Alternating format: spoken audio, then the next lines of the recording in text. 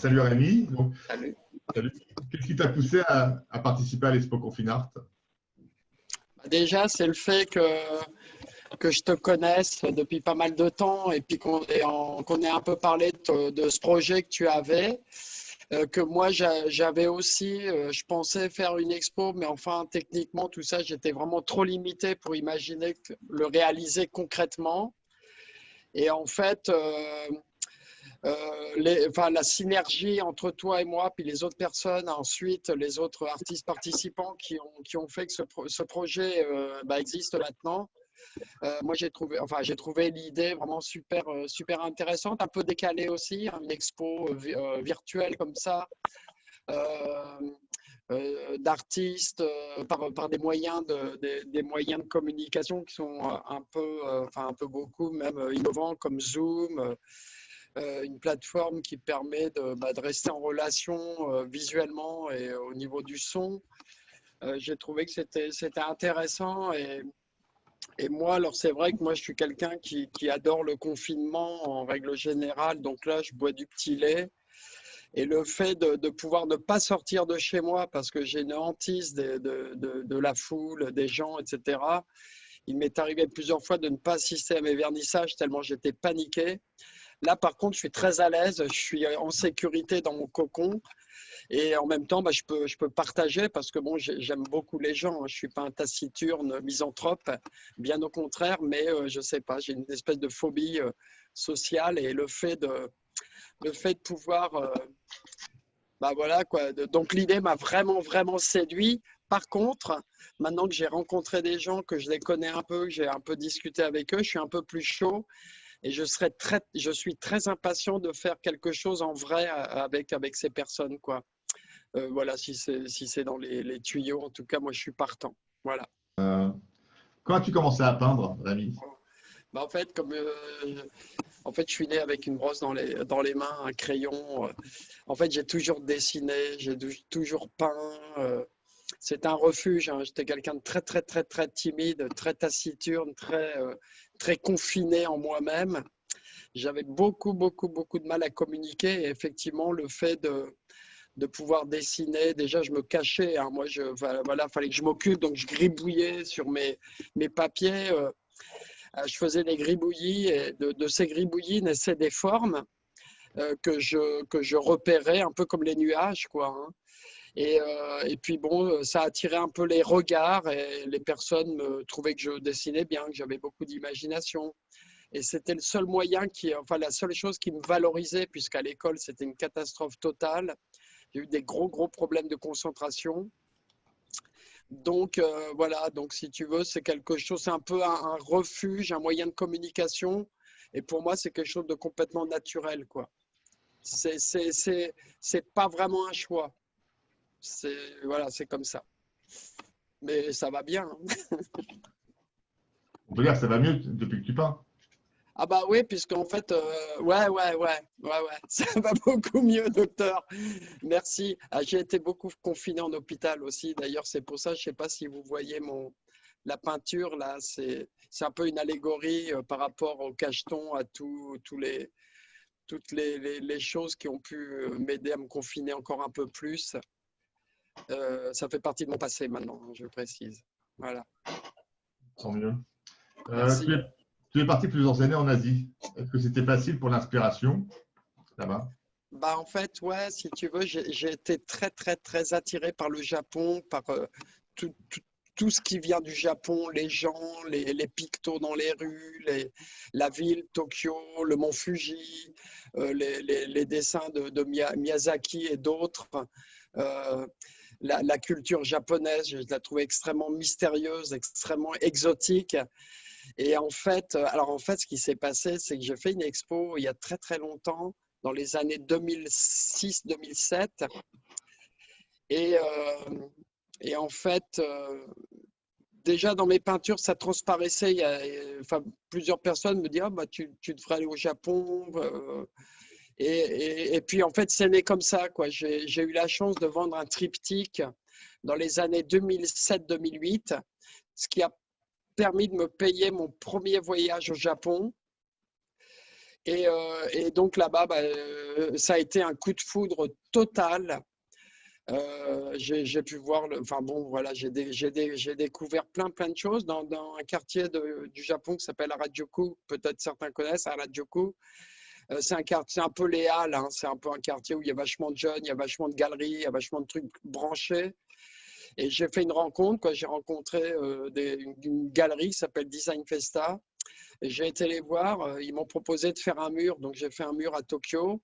Et ensuite, ils m'ont invité à participer à un grand salon biannuel qui a lieu à Tokyo, à l'île d'Odaiba, 2 fois par an. Et donc, voilà, j'ai fait 8 voyages aller-retour. De là, je suis passé à Hong Kong, puisque moi, j'adore tout ce qui est très urbanisé. Et Hong Kong me paraissait une cible intéressante. Et puis, de Hong Kong, j'ai rencontré des amis qui avaient des guest houses aux Philippines, un pays que je ne connaissais absolument pas, donc ils m'ont invité là-bas. Alors moi, chaque fois que je vais dans un pays, je me rapproche des écoles, ce qui correspond aux beaux-arts, quoi, hein, des écoles où il se passe des choses, etc. Donc, justement, tu parlais du Japon. Oui. Je prends des cours de japonais là, et il paraît qu'au Japon, c'est assez dur de s'intégrer. Est-ce que ça a été facile pour toi là-bas? Oh non, c'est très dur. Si tu veux, alors j'ai fréquenté une jeune femme japonaise lors de mon voyage. Et donc, j'ai pu intégrer une famille japonaise très lambda, hein. Et, il y a quand même, enfin, les attentes, c'est pas du tout. Moi, je suis français, romantique.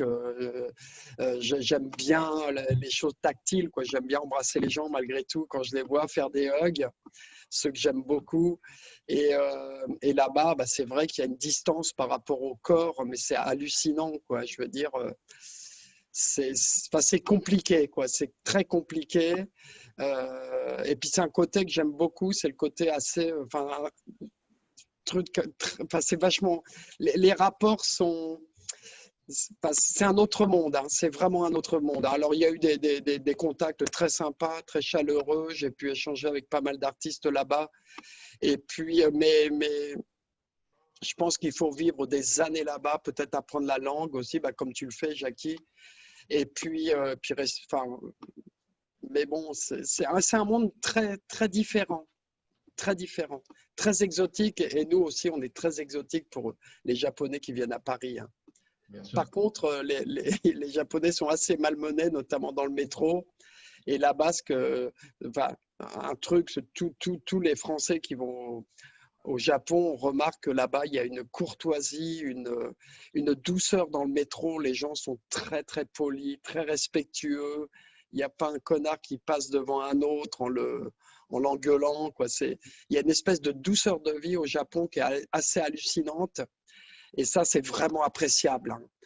Quand tu arrives dans un magasin, on te salue, on te bienvenue, et ça, tu as l'impression d'être la reine d'Angleterre, quoi. Chaque fois que tu fais un déplacement, il y a aussi quelque chose, c'est que, par exemple, si tu sors un plan, tu es un foreigner, hein, tu es un étranger à Tokyo, tu sors ton plan, donc tu cherches un truc, il y a tout de suite un ou plusieurs Japonais qui viennent te proposer leur aide.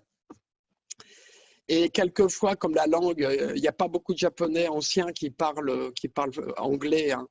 Les mecs, ils t'accompagnent jusqu'à destination, ils ne te lâchent pas jusqu'à ce que tu n'aies pas trouvé ton chemin. Et ça, je trouve ça incroyable, quoi. J'ai des anecdotes là-dessus qui sont hallucinantes. Et ça j'apprécie, quoi. J'apprécie beaucoup. Parce que ce n'est pas trop le cas chez nous, il faut bien le dire. Ouais, c'est vrai que ça a passé. Si je peux me permettre, c'est partout comme ça dans le monde, sauf en France, hein. Ah voilà, faudra peut-être que j'aille ailleurs qu'au Japon. Des anecdotes comme ça, moi j'en ai en Russie, j'en ai aux États-Unis, voilà. J'en ai au Maroc. Voilà, il n'y a qu'en France qu'on te marche dessus, quoi, pour avancer. Oui. D'ailleurs, il y a un truc qui est incroyable, c'est qu'en France, à Paris, il y a dans l'hôpital Sainte-Anne, l'hôpital psy, il y a un service spécial avec un médecin japonais, donc qui parle japonais, pour traiter les Japonais, les touristes japonais qui viennent en France, qui sont malmenés dans le métro, par exemple, Ouais. et qui sont incapables d'exprimer leur ressenti, d'appeler quand ils se font voler. Ouais.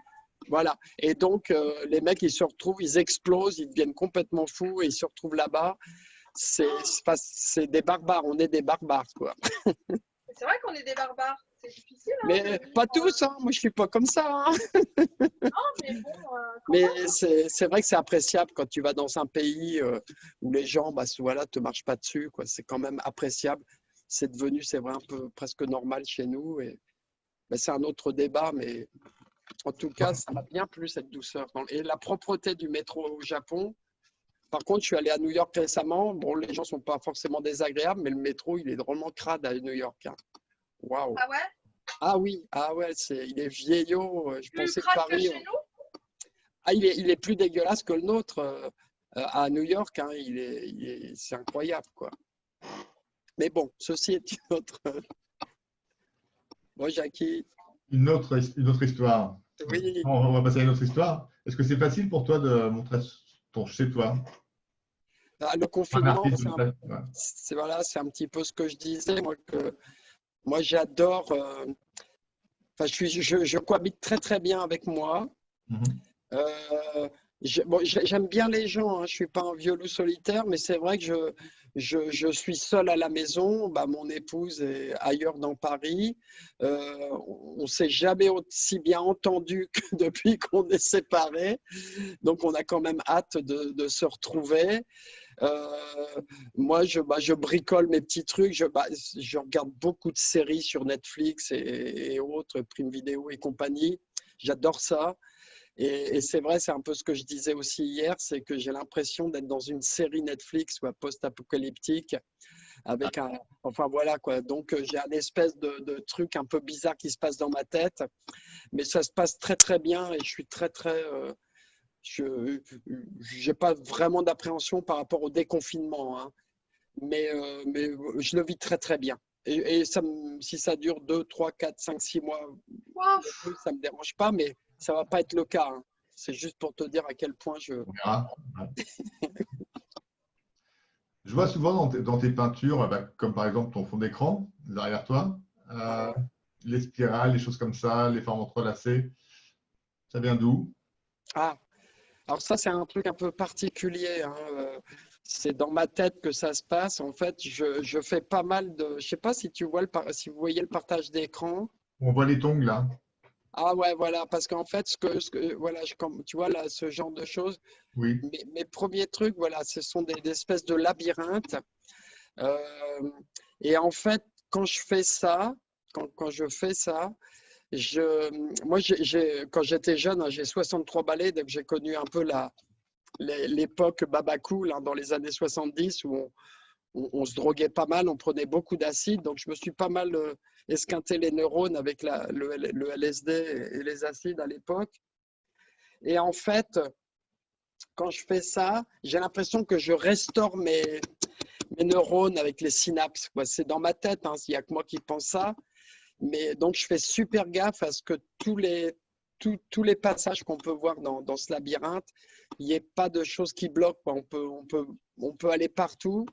Donc, je trouve ça assez intéressant graphiquement aussi. Alors, le fait d'y amener des couleurs, bon, bah, je trouve que voilà, il y a un côté esthétique aussi. Hein, mais au départ, je le faisais un peu comme peut-être des gens font des mots croisés ou des sudoku. Je le faisais pour me faire du bien, quoi. Et puis, c'est vrai que comme c'est très, très, très, très graphique, en fait, ça devient un peu une écriture un peu perso, quoi. Hein, mais ça raconte aussi mon histoire, hein, les chemins, les routes qui se croisent, qui s'entrecroisent. En fait, c'est un peu la vie, hein, c'est une représentation de la vie. Et voilà. Mais en fait, après, moi, j'ai pas trop de discours intellectuels sur ce que je fais. Je le fais, ça me fait du bien. Je pense que quand j'expose, il y a beaucoup de personnes qui viennent voir mes. Je ne dis pas que j'ai beaucoup de visiteurs, non, mais en tout cas, quand je discute avec certains, ils me font voir des choses que je n'avais pas vues du tout et qui me semblent évidentes après en avoir parlé avec eux. Et ça, je trouve ça intéressant, mais je pense que je ne suis pas le seul dans ce cas-là, quoi. Les Spoutnik, Rémi, ça te fait penser Ah, à quoi? le Spoutnik. En fait, le Spoutnik, je suis né en 1957, donc ça a été la date du lancement du Spoutnik, hein, le premier satellite lancé par l'homme, donc qui a fait qui a été mis en orbite par l'être humain, par l'humain. Et donc, quand on était gamin, tout petit, hein, ça a été quand même un événement incroyable. Voilà, on parlait beaucoup, beaucoup, beaucoup du Spoutnik. Le mot est assez rigolo, quoi, pour un gamin. Spoutnik, c'est rigolo. Et je me souviens, le Spoutnik, c'était une sphère avec 3 antennes qui partaient de cette sphère. Et en fait, donc, quand on était gamin, on prenait des marrons, des allumettes et voilà, on fabriquait des Spoutniks. Tout le monde, il y avait des Spoutniks partout. Et c'est quelque chose qui m'est resté. Et c'est un petit peu une espèce d'emblème. Et puis, ça a été aussi une sacrée avancée dans l'exploration spatiale. Et moi, j'adore les univers, interplanétaires, enfin, voilà, les planètes. Voilà, là, c'est des choses que j'ai fait aussi. Je trouve ça très, très beau. Voilà, ça, c'est une de mes peintures aussi avec mon épouse et moi sur un divan. Et puis, toujours en fond, les systèmes planétaires, les étoiles. Ça reste le grand, grand, grand mystère de la vie et c'est sans fin, quoi. Donc, pour moi, c'est vraiment un espace de liberté. C'est le contraire du confinement, quoi, en fait. Voilà. Je vois le canapé là avec ta compagne Ouais. et toi-même. Tu l'as décliné sous plusieurs formes, je crois. Ouais, alors j'ai fait une série, en fait, j'ai gardé le motif principal central, hein, donc, qui revient sur 13. Voilà, donc là, c'en est un. Donc j'ai fait 13 tableaux qui Ah représentent mon ouais, épouse et super. moi, et je les déclinais dans voilà, différents moyens. Alors là, j'ai pas la série, voilà, ça c'est un autre, et le support reste le même, hein. En fait, bah, voilà, là, je l'ai fait en pixels. Voilà, sur un paysage philippin avec 2 bancas puis un palmier. Donc voilà, Ah c'est oui, une que je ne série, voyais mais ça pas, peut ouais, être, d'accord. voilà, ça c'est encore autre chose. Bah, ça c'est comme j'adore Pink Floyd, donc j'ai rendu un petit hommage à Pink Floyd. Ça c'est l'un de mes derniers aussi, quoi. Là c'est dans l'espace, mon épouse et moi. Ça peut être sans fin, quoi, en fait. Voilà, ça c'est autre chose. Ça, c'est ton futur projet? Alors ça, ouais, actuellement, je suis en train de faire j'ai fait l'année dernière un petit séjour low cost à New York.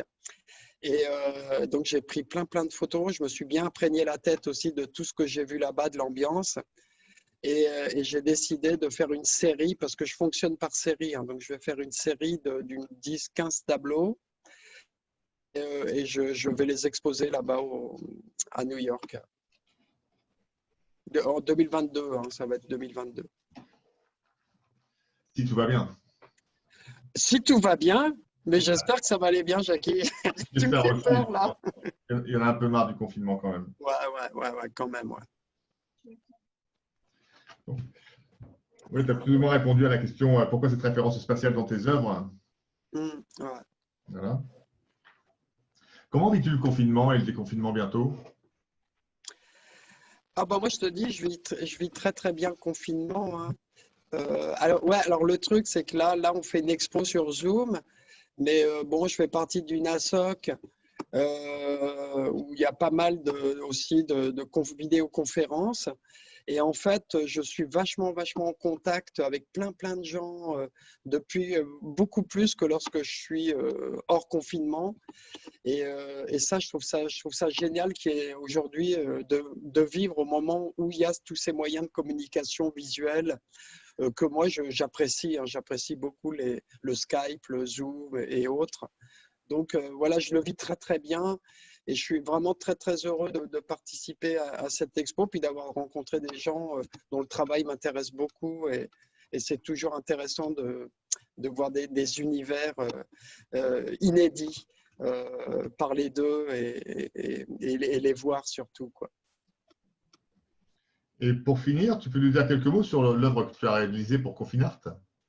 Ah ouais, alors Confinart, je vais essayer de la retrouver, je la mettrai en fin d'écran, en fond d'écran. Euh, je vais essayer de la retrouver. Enfin bref. Ouais, bah en fait, c'est voilà, c'est une série de virus là que j'ai. Je sais pas si tu la vois, si vous la voyez. Ça y est, ouais, ça y est. Ah Là, ouais, ouais. voilà. Alors c'est la mégateuf des virus là qui viennent se nourrir chez nous. Et en fait, voilà, c'est l'arrivée des virus avec le vaisseau spatial et tout qui ont décidé de nous envahir, hein, ce qui est un peu le cas. Et en fait, ils sont très vigoureux, très rigolards et ils foutent une merde pas possible. Et puis, il y a le truc un peu stay at home, quoi. Putain, on est obligé de rester à la maison parce que les mecs, ils ont décidé de faire une méga teuf sur notre planète et je trouve ça assez rigolo, quoi. Enfin, c'est ma façon de voir les choses, mais je compatis à toutes les personnes qui sont touchées, moi-même le serais-je peut-être, par le virus, hein. Mais voilà, c'est comme ça, en fait, que j'appréhende les choses. C'est de l'humour un peu cynique, quand même. On peut te Voilà. retrouver bientôt, Rémi, quelque part, où tu parlais Ouais, des États-Unis. alors on va me retrouver si tout va bien dès que ça sera possible au 100 rue de Charenton, hein. Il y a un grand atelier qui a une super belle salle d'exposition en Pas loin de rez-de-chaussée. Bastille. Pas loin de Bastille. Voilà, à côté de la gare de Lyon, pas loin du quartier Bastille. Et puis, si tout va bien, en 2021, dans le 8e arrondissement. Et puis, si tout va encore mieux, à New York en 2022. En tout cas, je vais œuvrer pour que ce soit possible. Je t'accompagne. Oui, pas de problème. Très cool. Merci. Ah, merci beaucoup, Rémi. Tu veux rajouter quelque chose? Tu veux dire autre chose? Bah, je suis très heureux d'être là et puis de faire un truc incroyable avec vous et d'être ensemble, quoi. Voilà. Je vous remercie d'être là. Merci, Jackie. Ah, merci beaucoup, Rémi.